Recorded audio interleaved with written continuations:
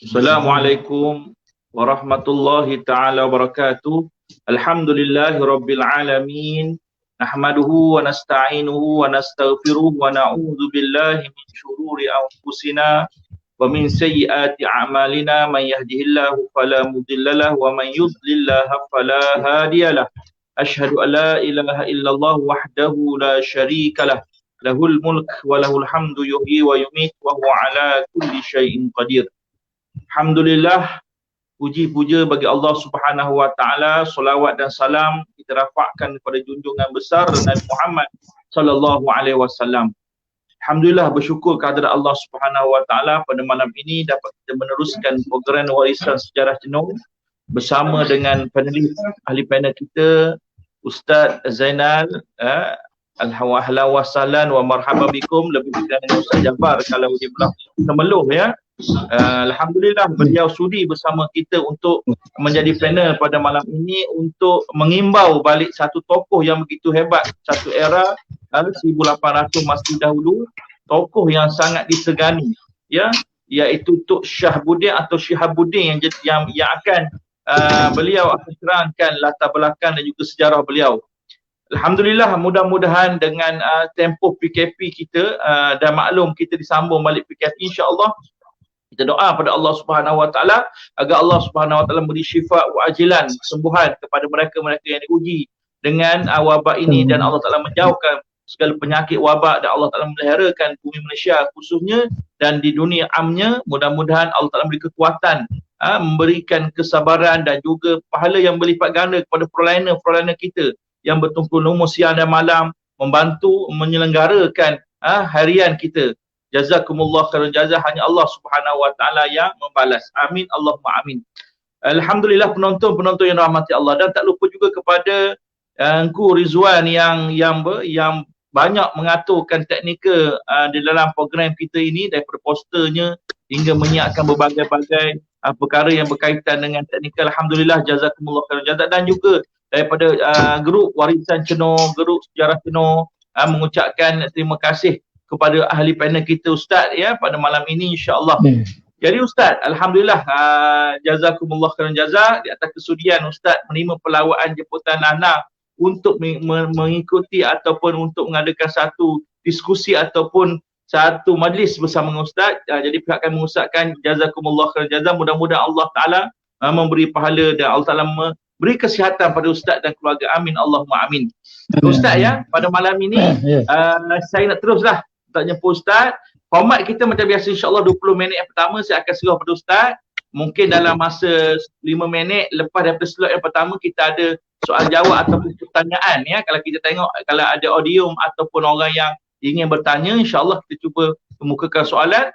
Dan juga selepas itu insya-Allah Ustaz akan teruskan lagi dalam 20 minit menceritakan perakhiran sejarahnya Tok Syahabuddin. Jadi dengan ini anda mempersilakan ruang yang sepenuhnya kepada Ustaz.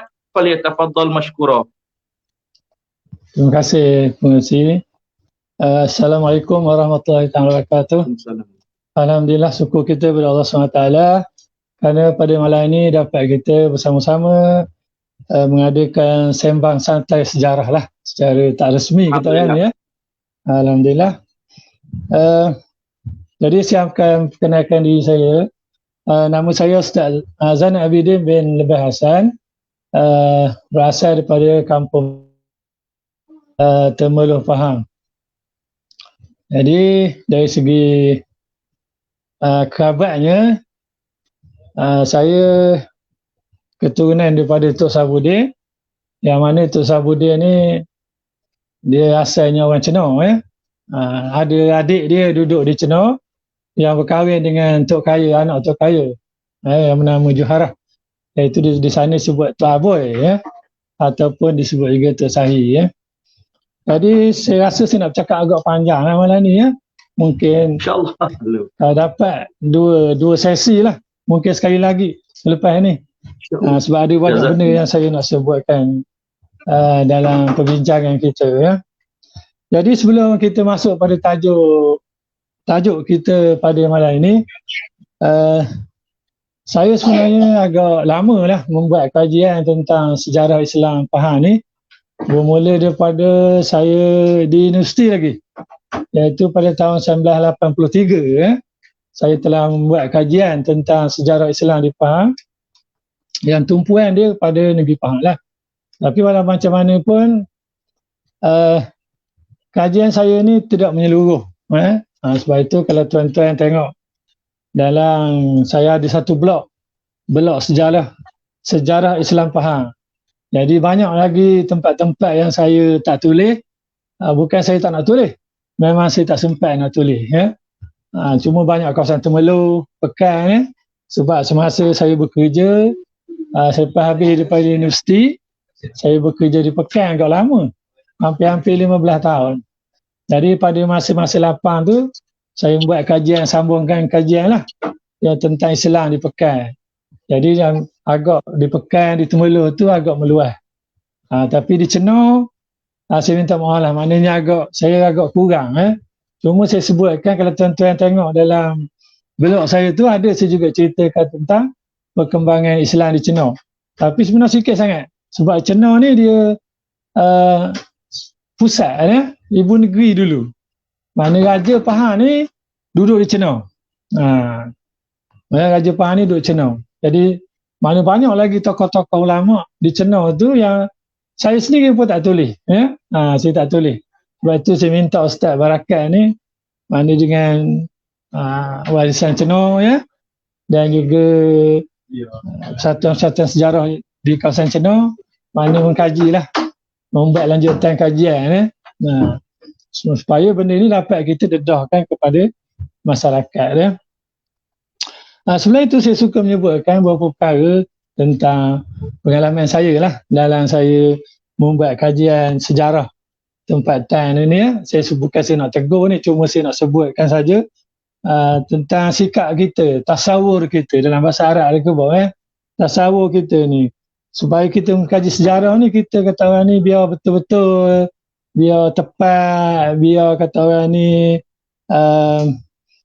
adil. Sebab saya tengok dalam kita mengkaji sejarah ni, orang kita nak terkira orang Pahang ke, orang Kelantan ke, orang Terengganu ke, jadi mereka suka meletakkan negeri mereka itu, kampung mereka itu, the first kata orang ni. Dia nak sebut Islam tu mula sampai ke negeri, ke kampung dia, orang yang mula bawa Islam tu tok dia, Jadi kita kebanyakan gitu. Jadi saya rasa benda ni dia menyekat kajian kita lah. Kalau kita nak mengkaji sejarah Islam ni, kita kena kata orang ni terbuka, terbuka sikit.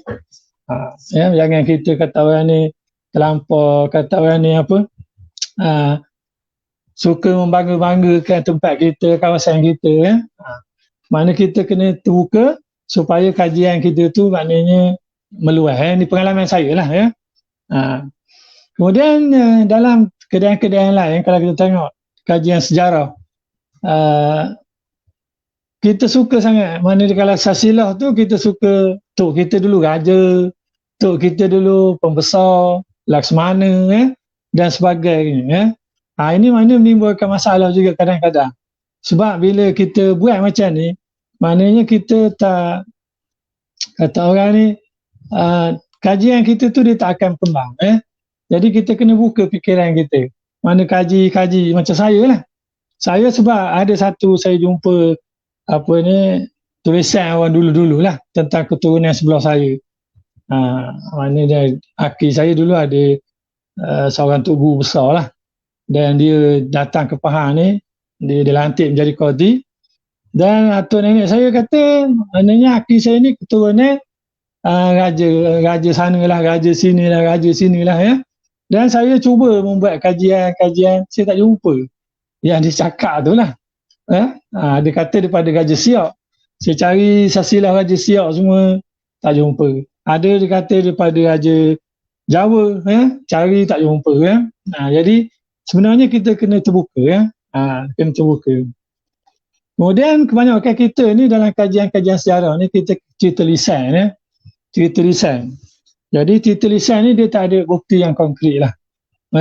Jadi sebab itu kita kena kata ni luas pembacaan kita. Kita kena baca sejarah Islam di Kelantan, sejarah Islam di Terengganu, sejarah Islam di Johor, sejarah Islam di Jawa, di Aceh, di India, di Kampuchea, ya. Supaya boleh menjadi satu maklumat, ya. Ini pesanan saya lah kepada orang muda, ya. Sebab saya ni kira dah hujung lah, ya. Dalam apa kata orang ni, membuat kajian sejarah ni, ya. Kemudian saya nak tambah sekali lagi tentang dalam pendahuluan ni tentang laskar sejarah Islam di Pahang ni, ya. Sejarah perkembangan Islam di Pahang, ya. Jadi Pahang ni negeri yang dah lama dah nama ni ada, ya. Nama Pahang ni dah lama dah ada. Mana kita tahu zaman bila Pahang ni ada, sebab dah tertulis masa apa ni kejayaan Majapahit tu, nama Pahang ni dah ada. Mana nama Terengganu dah ada, nama Kelantan dah ada. Jadi itu sebelum Melaka lagi, ya. Kemudian zaman Melaka, Pahang ni duduk di bawah Melaka, ya. Duduk di bawah Melaka. Satu negeri yang kata orang ni yang orang luar dah lama datang, kan? Orang luar, maknanya kalau kita tengok dalam peta dunia zaman zaman Great, dia gelar kita ni semenanjung Mas, kan? Orang Great zaman dulu, mana orang zaman Alexander Sekenang yang dulu, dia dah tahu dah Sungai Pahang, dia datang dah kemari, tak? Maknanya dah lama dah. Macam ataupun kita tengok di Kuala Lumpur. Maknanya di Kuala Lumpur tu dia jumpa satu gendang kat dekat Tersang. Tersang ni dia satu kawasan lombong emas, lombong bijih zaman dulu. Jadi orang Cina dah sampai ke Tersang, kan? Jadi ini yang kita kena kena memahami. Mana negeri kita ni bukanlah kata orang ni hutan, bukan betul sebab kawasan ni sebut Pahang ni dia ingat hutan, kan? Tahu, ya, sebenarnya kita ni dah lama dah terdedah pada kedatangan orang Arab, kedatangan orang putih, kedatangan orang Cina, kedatangan orang Kampuchea datang ke Pahang ni, ya. Jadi kalau kita tengok sejarah di Pahang ni, kan? Kalau kita tengok, mana dia daripada zaman Majapahit lah kita sebut, ya, zaman Majapahit. Dulu lagi sebelum sebelum pada Melaka, kan. Mana Pahang tu ada disebut, kan. Dan kemudian sebelum Melaka, Pahang ni dah ada dah Maharaja Tasik Chini, Maharaja Bukit Tajau, ya. Kemudian masuk zaman Siang. Mana Pahang ni di bawah Siang. Orang Siang duduk di sini, kan. Sebab itu kita di Pahang ni banyak Parit Siang lah, Kota Siang lah, macam-macam, kan. Sehingga orang kata Tembelin tu pun, nama Tembelin tu pun diambil daripada perkataan sebelah sana lah. Sebelah Siang, sebelah Kampuchea sana, ya. Bukan ya, Tembelin tu. Kemudian sejarah Islam bila masuk Melaka, kan. Ini yang saya nak bagi kita nampak. Bila masuk Melaka menakluki Pahang, dalam tahun 1460-an, 70-an gitu, kan. Pada masa pemerintahan Sultan Mansur, zaman Tuan Perak, ya. Jadi orang Melaka dia pergi tawan Pahang. Dan seluruh negeri Pahang ni dia Islam, kan. Itu kita kena ingat tu. Sebab itu kita kena tengok tu. Tahun 1400, pertengahan 1400, mana Islam ni, Pahang ni dah jadi negeri Islam. Raja dia Islam, kan. Menteri-menteri dia Islam, tompat-tompat dia Islam. Mana Islam dah ada di Pahang ni. Mana kalau kita tengok dalam kisah zaman tu, maknanya Pekan dengan Cenor tu dah jadi satu, kata orang ni, dua tempat kediaman raja. Di Kuala Pahang Tua dan juga di Cenor, kan. Mana raja dah duduk dua tempat tu, dah jadikan bandar dia. Jadi kita kena faham tu, tuan-tuan. Ini saya nak bagi supaya kita nampak laskar sejarah kita. Dan kalau kita tengok anak raja Melaka yang pertama, kan. Anak raja Melaka yang pertama yang dihantar memerintah Pahang ni, kemudian tahu macam mana bila berlaku perselisihan dengan adik dia di Melaka, kan. Jadi raja Pahang yang pertama Raja Melaka yang dilantik jadi Raja Pahang yang pertama, dia susah hati dan dia letak jawatan. Kalau kita baca dalam sejarah Melayu ataupun dalam sejarah Bukit Cepetak kita lain, maknanya raja ni bila dia letak jawatan, dia mudik ke Sungai Pahang. Maknanya dia mudik ikut Sungai Pahang ni sampailah ke Lubuk Pelang. Kenapa dia pilih Lubuk Pelang? Sebab menurut sebahagian maknanya sejarah, dia kata di Lubuk Pelang masa tu dah ada pondok. Cuba kita bayangkan, mana daripada Pekan ke Cenau, ke Temuelo, ke Kuala Kerau.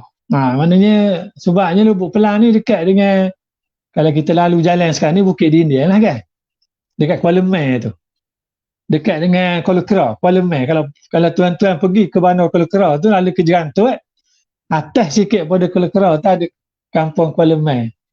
Di situ ada satu sempang, dia tulis makam Sultan Pahang dululah, ada di situ sekarang ni. Tempat tu namanya Lubuk Pelang. Di tempat tu dah ada sekolah agama. Maknanya Sultan tu dia letak jawatan supaya dia dapat kata ni zuhud lah. Dia zuhud. Dia kata masuk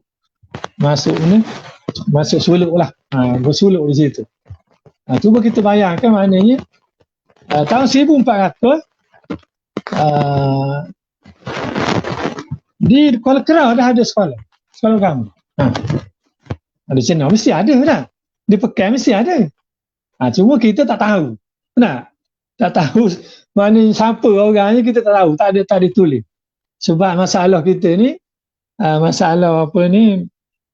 di tempat kita ni, tulisan buku sejarah ni dia fokus pada raja.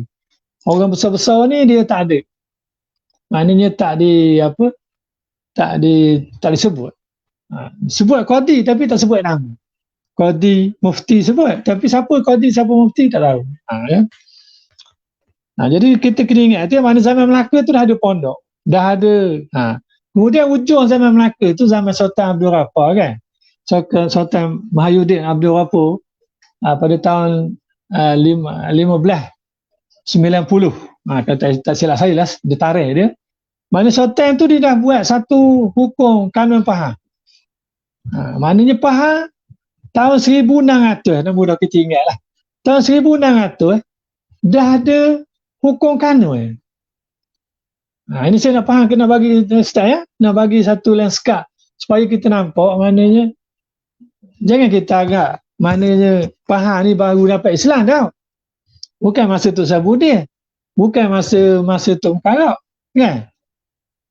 Mana jauh 100 tahun lebih, 200 tahun dulu daripada Tok Sabudin tu, Islam ni di Pahang ni dah ada satu perlembagaan namanya Hukum Kanun Pahang.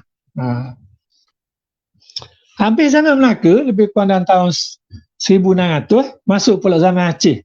Islam ni di Pahang ni di bawah taklukkan Aceh. Sebab Raja Aceh masa itu Sultan Iskandar Mahkota Alam, Sultan Iskandar yang masyhur tu, dia datang menakluki Pahang ni. Sebab Pahang ni cenderung nak nyokong Portugis. Sultan Pahang pada masa itu cenderung nak menyokong Portugis. Jadi Sultan Iskandar Sani ni dia pergi takluk orang Pahang ni. Dan kalau ikut catatan sejarah, kalau tuan-tuan baca dalam buku Hamka ke, dalam buku sejarah-sejarah yang lain ke, dalam dia kata maknanya dia ambil orang Pahang ni 10,000 orang, dia bawa ke sana. Dia tahuannya orang Pekan, orang Cenau tu 10,000 orang dia bawa ke Aceh.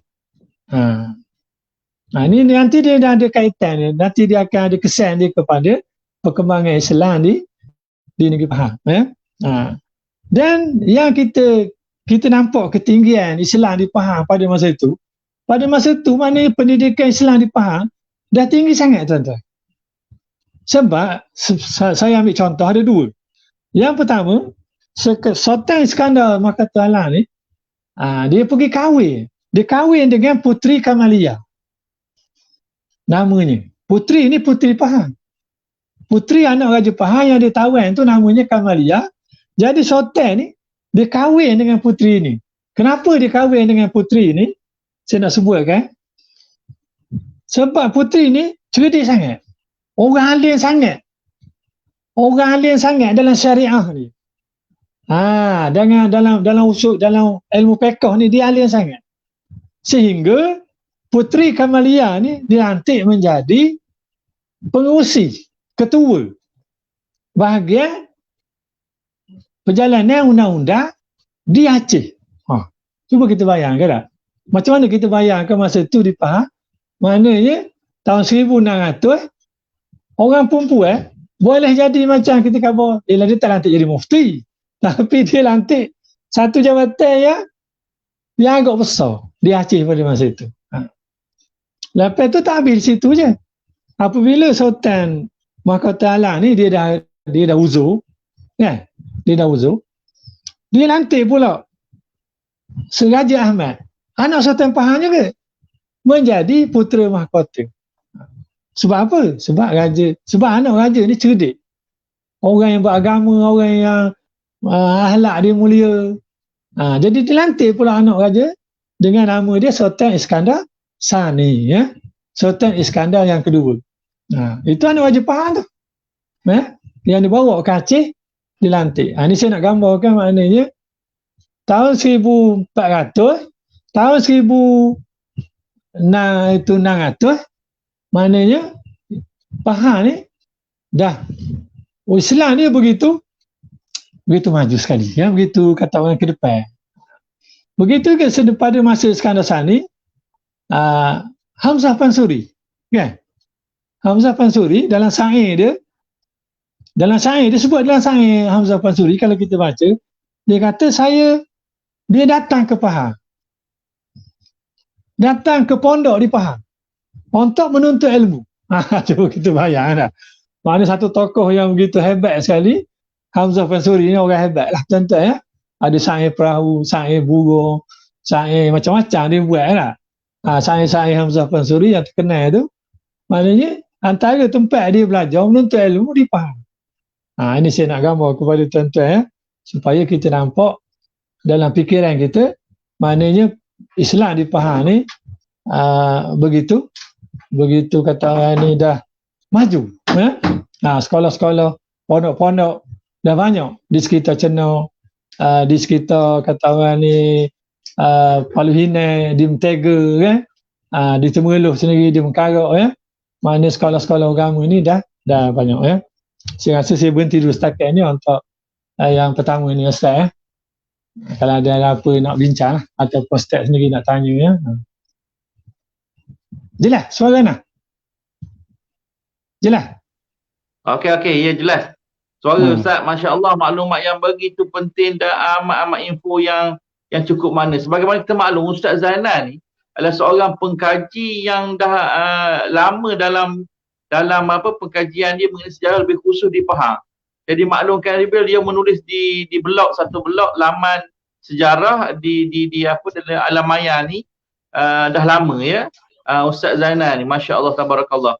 Jadi dia menyebut tentang maju atau ke depan Islam di Pahang, menunjukkan satu tokoh Hamzah Pansuri waktu itu pernah datang ke negeri Pahang kerana menuntut ilmu dengan satu guru yang mana kalau kita melihat di sana seperti mana yang disebut oleh Ustaz tadi, telah ke depan. Jadi apa dia ilmu yang dipelajari, ataupun kita kata kalau Ustaz mungkin dapat maklumat manhaj yang dibawa ketika itu, perjalanannya, ilmunya. Cuba Ustaz terang sikitlah manhaj yang dibawa waktu itu. Terima kasih. Silakan Ustaz. Okey Ustaz. Jadi kalau kita tengok sebenarnya tak ada maklumat sangat ya tentang tentang minhaj ilmunya.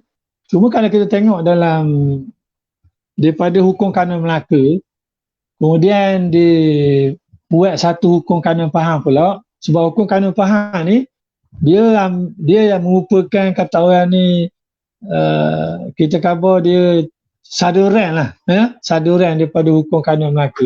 Jadi kalau kita tengok di situ, maknanya Pahang ni suku Melaka juga, di mana mereka ni dalam mazhab fiqh dia mazhab Syafi'i lah, ya. Ya. Bateri habis, ya. Dan kalau kita tengok dari segi aliran pendidikan yang dia gunakan apa yang pondok tu di Pelang ni, pondok ni berasaskan tasawuf, berasaskan tasawuf. Sebab itu apabila Sultan Pahang yang pertama itu dia letak jawatan, dia pergi ke Lubuk Pelang, maknanya dia nak masuk bersuluk. Jadi bersuluk ni maknanya tasawuf lah. Maknanya pondok situ merupakan pondok yang bercorak, yalah biasalah ada lah perjalanan agama semua ada lah kan. Tapi maknanya dia lebih cenderung kepada tasawuf. Tapi kita tak dapat tahu maknanya dia punya Naqsabandi ke Qadari ke, kita tak tahu kan. Cuma dia sebut gitu je, maknanya raja ni dia ensah, dia macam rasa kata orang ni orang ni berbuat kuasa, dia jadi macam lebih baik dia tinggalkan dunia ni, dia pilih akhirat, gitulah masa kita contoh macam kita sekarang lah kan, ya. Jadi dia di situ banyakkan tekanan dia kepada tasawuf lah pada masa tu, ya. Dan Hamzah Pansuri ni memang dia mazhab 7 kan, dia banyak tasawuf pada tasawuf. Daripada ada Ustaz, kalau kita perhatikan, ada lagi yang nak tanya? Kalau tengok dalam ada like itu ditanya Tok Suji Bilang, saya kata masih belum lagi masuk.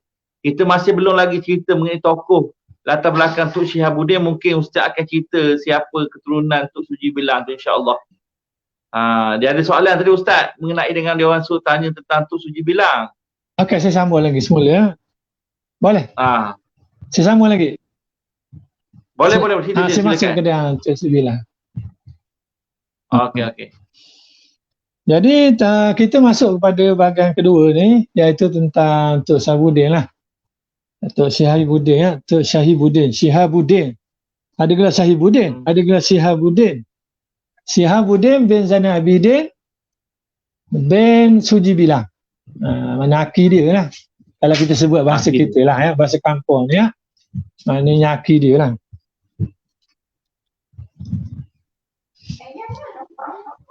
Maknanya Tok Syihabuddin bin Zainal Abidin bin Suji Bilang. Jadi kami di sinilah di Bandar Gantang lah, kawasan Kampung Bala Gantang, di kawasan saya Kampung Bala Gantang lah, mungkin Sanggar ni. Mana kami jumpa dua sahaja anak Suji Bilang ni, iaitu tiga lah anak Suji Bilang ni, iaitu Zainal Abidin dengan isteri kepada Panglima Bagus daripada Perak. Ada dua je yang kami dapat, yang lain tak jumpa. Jadi Tok Syihabuddin ni dia Syihabuddin bin Zainal Abidin, ayah dia bin Suji Bilang, ya. Ataupun nama dia Muhammad, ya, Muhammad.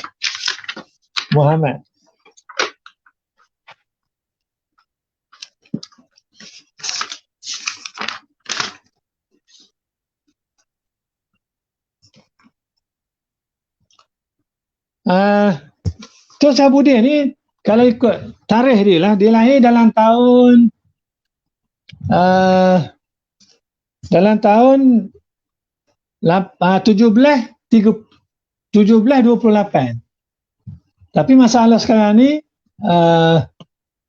tulisan pada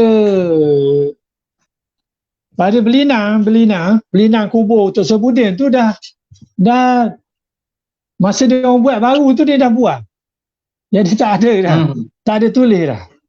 Jadi Tok Syihabuddin ni dia lebih kurang dalam tahun 1728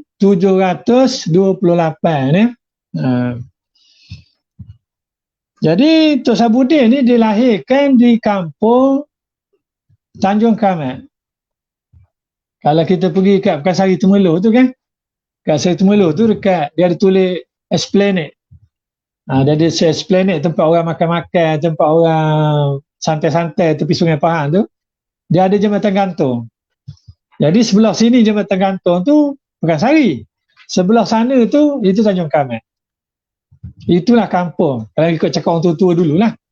Di situlah kampung Tok Sahabudin. Dan di situlah tempat Suji Bilang duduk.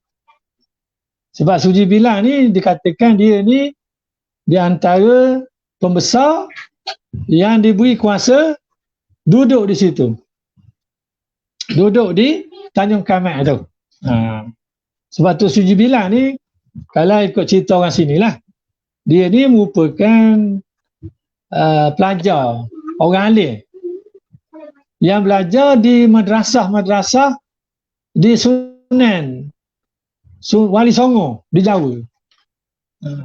Sebab kalau zaman masa saya mula buat kajian dulu, kalau pergi jumpa orang tua-tua ni, dia buat pantun lah. Mana Suji Bilang, ahli Mamba, besar, Makassar, besar. Dia gitu. Dia ada 4.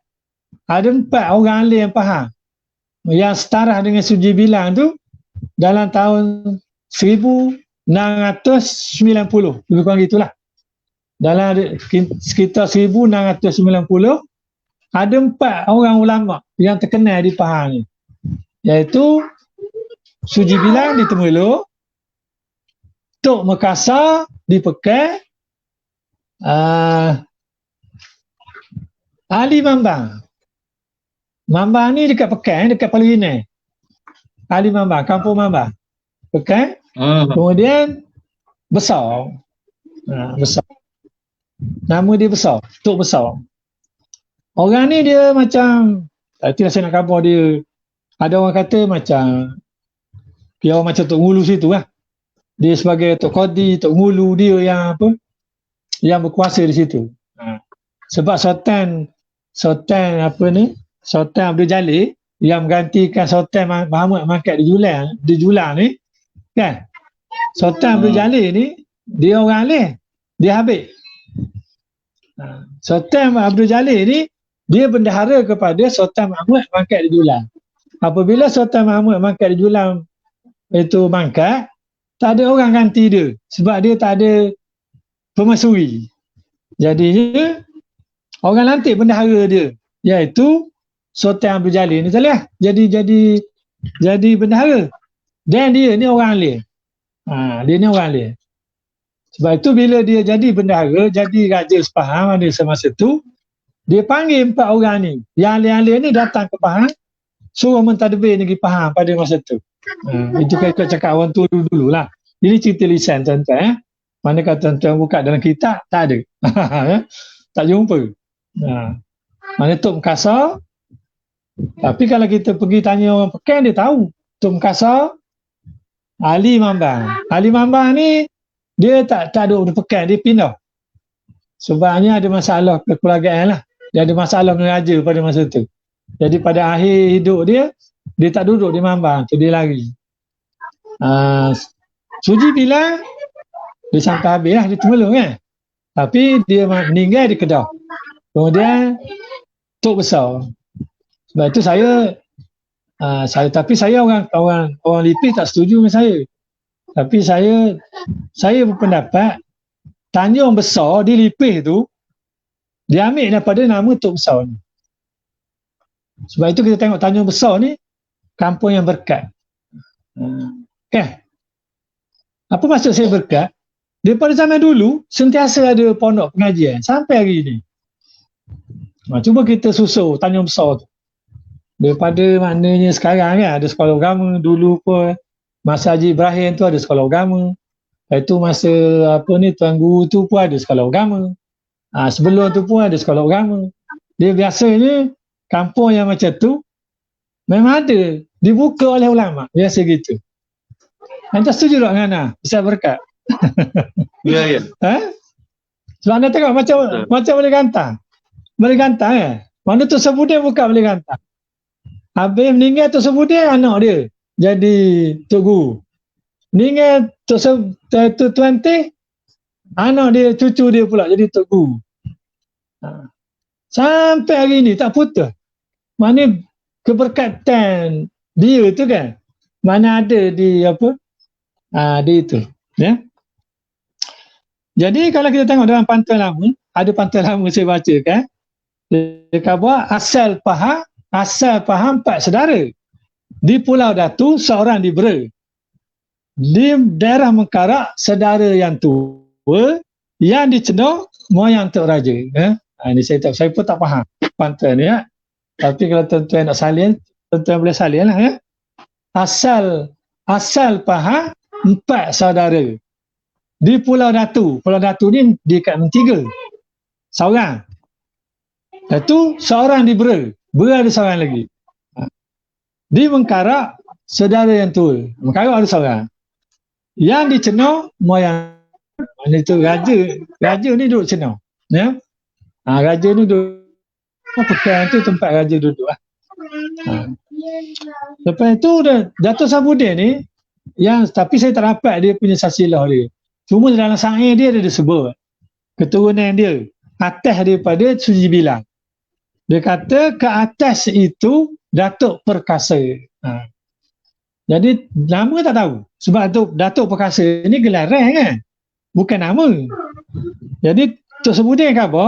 Aki dia yang atas lagi daripada Suji Bilang tu Tok Perkasa.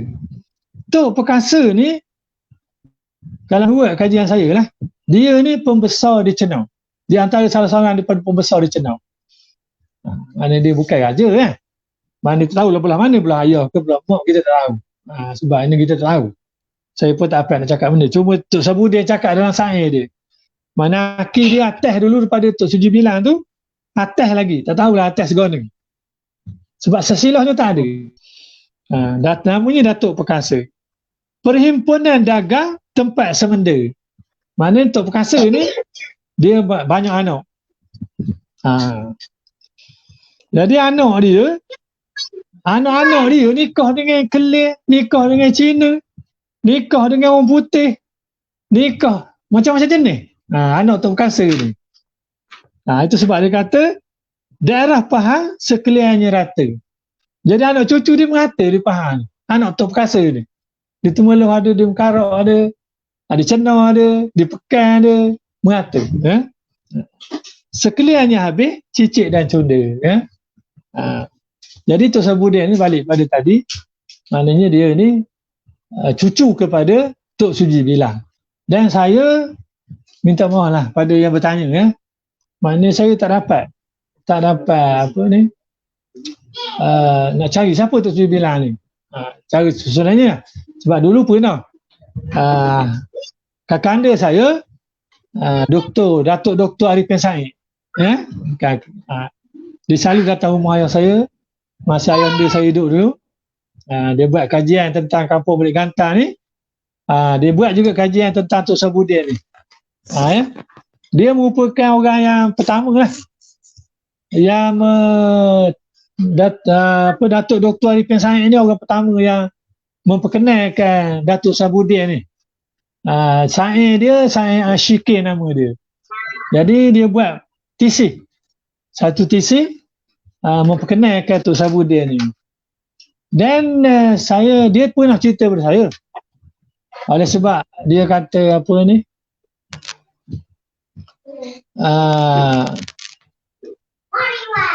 Tok Sabudin apa ni, Tok Suji Bilang ni kalau menurut cakap orang tua daripada Minangkabau. Kononnya nama Tok Suji Bilang ni Muhammad bin Sultan Abu Bakar. Gitu ceritanya. Jadi dia pergi sana. Cari tak jumpa. Setakat dia tu lah. Jadi tawakuh di situ. Dan kami pun maknanya saya lah sendiri. Saya tak mencarilah benda ni ya. Saya tak tahu. Cuma Tok Suji Bilang ni kita nak kata benda sebabnya dia tak ada sebut. Dia ni Tok Mulu ke, dia orang besar berempat ke, orang besar berlapan ke, orang besar 16 ke, tidak disebut. Dia tahu pangkat dia. Cuma dia duduk di Temeloh dan menantu dia namanya Panglima Bagus. Saya cakap ni memang tak setuju. Yang saya minta maaf ya. Kalau tuan-tuan tanya orang lain dia akan tak setuju cakap saya ni. Macam itu. Sebab saya dah cakap orang tak setuju. Jadi Tok Suji Bilang ni menantu dia Panglima Bagus. Panglima Bagus ni dia diberi oleh Tok Suji Bilang satu kawasan dekat Jambatan Temerloh tu. Duduklah situ jadi ketua kampung situ. Dekat Kuala Temerloh. Kalau tuan-tuan pergi ke dekat dengan jalan kereta api baru ni kan. Jalan kereta api laju ni, bawah dia tu ada satu namanya Sungai Temerloh. Kuala Temerloh. Jadi dia duduk di situ. Panglima Bagus ni duduk di Kuala Temerloh dan dia namakan mukim dia tu Mukim Perak. Ini pendapat saya.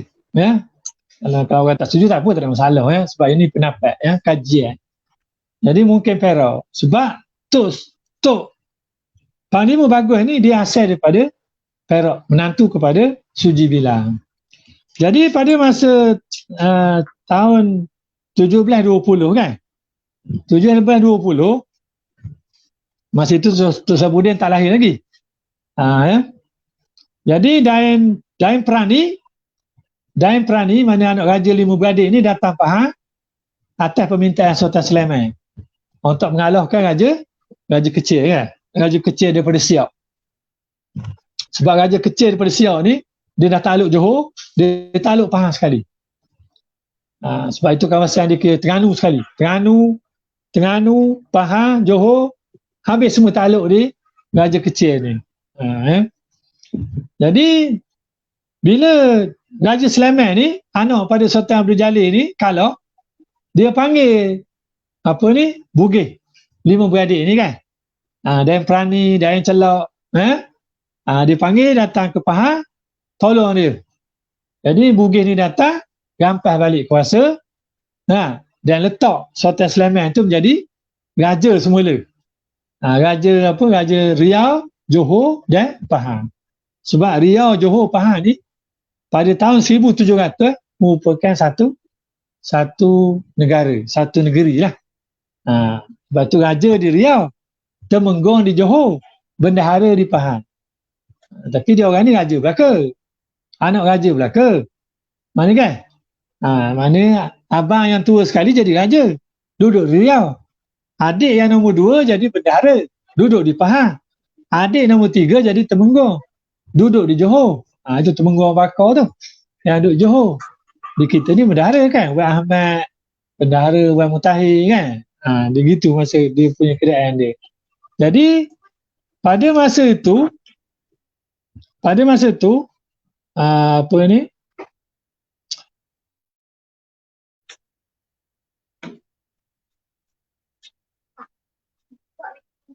lima bersaudara ni tahu Kedah ni nak lawan itu Bugis. Jadi mereka pergi hantar pasukan tentera ke Kedah. Di antara orang yang ikut sama ketua tentera ni iaitu Suji Bilang. Dia ikut sekali ke sana dan dalam peperangan tu Daim Prani mati kan. Dalam peperangan tu mati.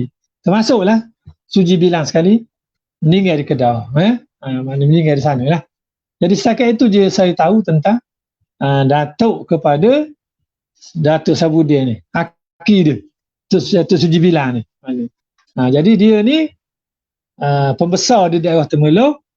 Kemudian pada masa Daim Prani, dia ikut Daim Prani pergi ke Kedah, berperang melawan Sultan Kedah dan meninggal. Kuburnya tak tahu kan. Semua kubur Daim Prani ada kat Kedah kan. Kalau kita pergi ke Kedah, makam Daim Prani itu ada kat sana. Makam yang lain-lain tu kita tak tahu. Ya? Sebab yang bukan raja ni dia tak tanda. Kan? Yang raja je dia tanda. Jadi Tok Sabudin ni balik kesimpulannya, dia ni keturunan daripada orang Cenau. Mana dia duduk pembesar Cenau. Keturunan daripada anak-anak pembesar Cenau. Dan kalau saya tengok dalam satu tulisan orang tua dulu, ayah Tok Sabudin ni namanya Zainal Abidin. Dan dia berkahwin dengan Nur Siyah. Nama dia kan? Nur Siyah. Nur Siyah ni sepupu dia.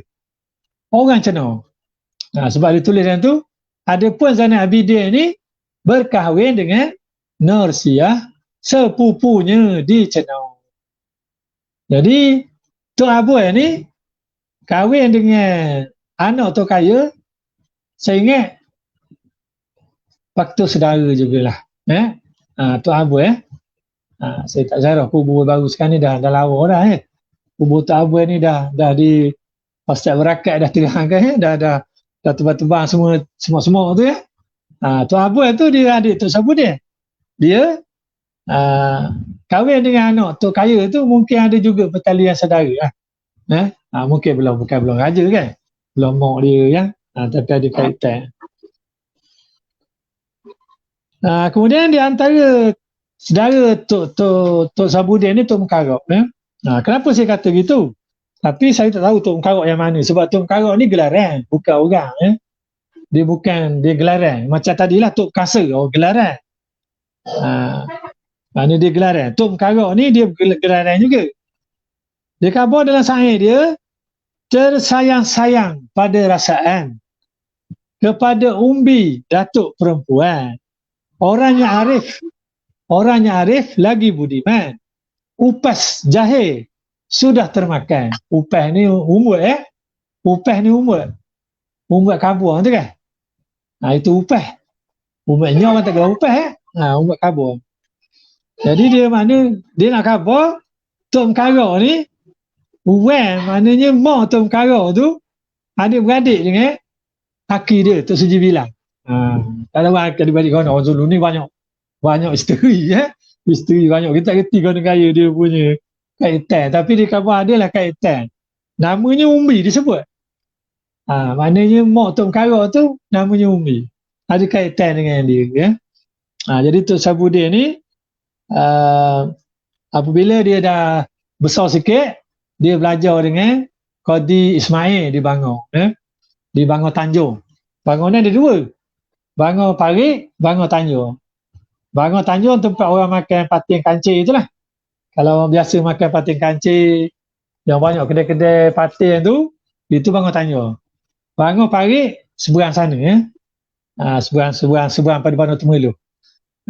Jadi Tok Sabudin belajar di situ, iaitu dengan Qadi Ismail. Maknanya habis apabila Suji Bilang tadi, sebab dia Suji Bilang ni Qadi juga, dia dah tak ada, orang lantik pula Qadi Ismail ni jadi Qadi di Temerloh, duduknya di Bangor Tanjung. Jadi Tok Sabudin belajar dengan dia lah dia belajar dia sampailah habis Saya rasa itu setakat ini dulu.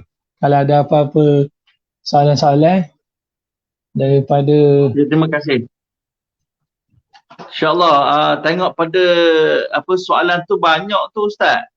Alhamdulillah banyak kita dengar mengenai dengan sejarah Tok Suji Bilang. Benda ni begitu rumit lah Ustaz begitu rumit untuk kita mengenal pasti timeline tu Contoh Tok Mukarrab, ada Tok Mukarrab 2, Tok Mukarrab 1. Begitu juga Tok Suji Bilang, adakah beliau Tok Rembau? Ada dikatakan Tok Suji Bilang adalah Tok Rembau. Dan di Cenor, sepengkajian saya lah, ada 6 pasang batu Aceh. Kalaulah yang cantik yang disebutkan Tok Perkasa tu, kalau Tok Gemuk, satu tokoh yang hebat, Maharaja Tok Gemuk tu. Kalaulah di sananya ada moyang Tok Raja, makna Tok Gemuk tu adalah adik-beradiknya bagi Tok Suji Bilang, Ustaz.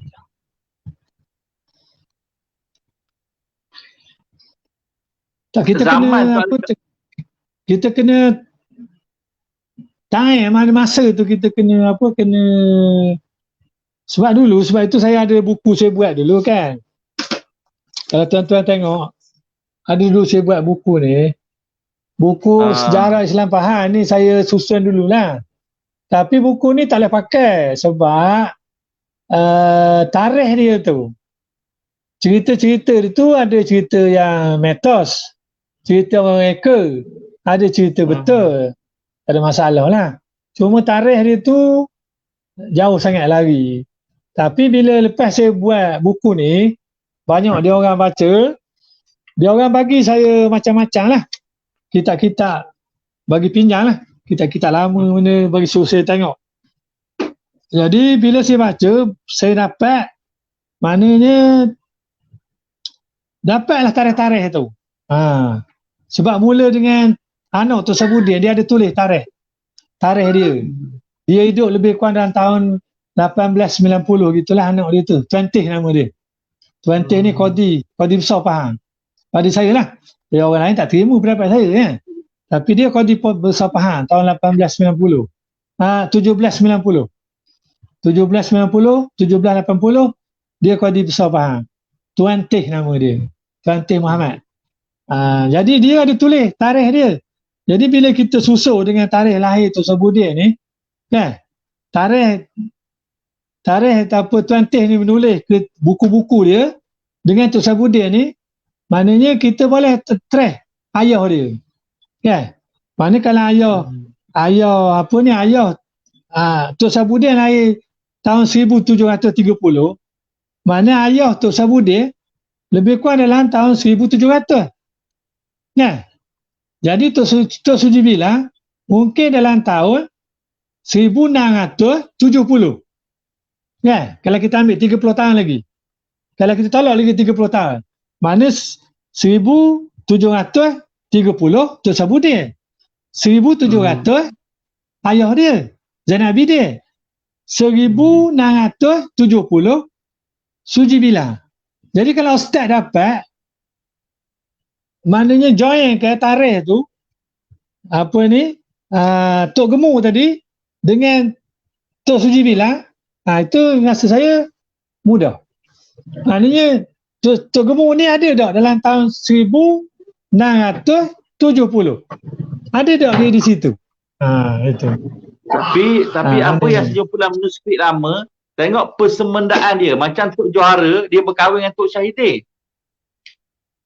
Kan Tok Syahidin ada yang kata mengilir di Sungai Pahang, tinggal di Cenor, berkahwin dengan orang kaya nama orang kaya Ismail nama Tok Johara ataupun Tok Johara.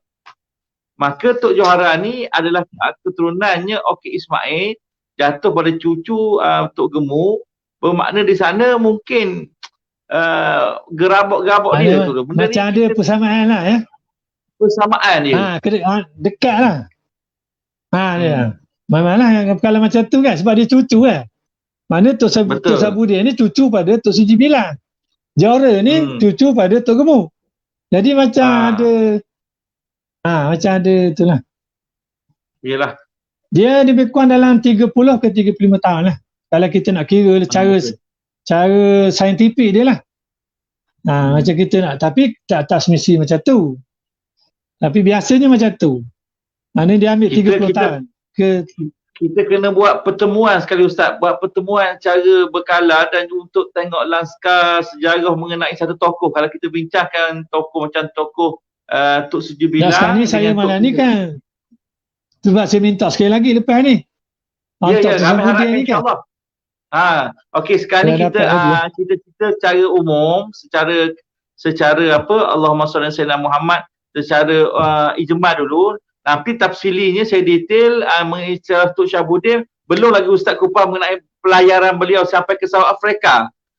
Ustaz, saya dapat maklumat sejarahnya beliau Tok Syahabudin ni mengembara menuntut ilmu sampai ke South Africa. Ada cerita-cerita yang pelik ataupun cerita-cerita yang ganjil pada dia. InsyaAllah, saya rasa insyaAllah kita pertemuan yang akan datang, kita boleh ceritakan lagi Tok Syahabudin. Sebab saya tengok daripada warisan jawab ramai berminat. Mudah-mudahan kita pohon agar garakkan anak muda mencintai ulama, mencintai akan sejarah. Inda zikri salihin tatanazzalur rahmat. Sebagaimana kata Sufyan bin Uyainah, inda zikri salihin, waktu kita menyebut kita orang soleh, tatanazzalur rahmat, turunnya rahmat kasih sayang Allah. Itu kita harapkan.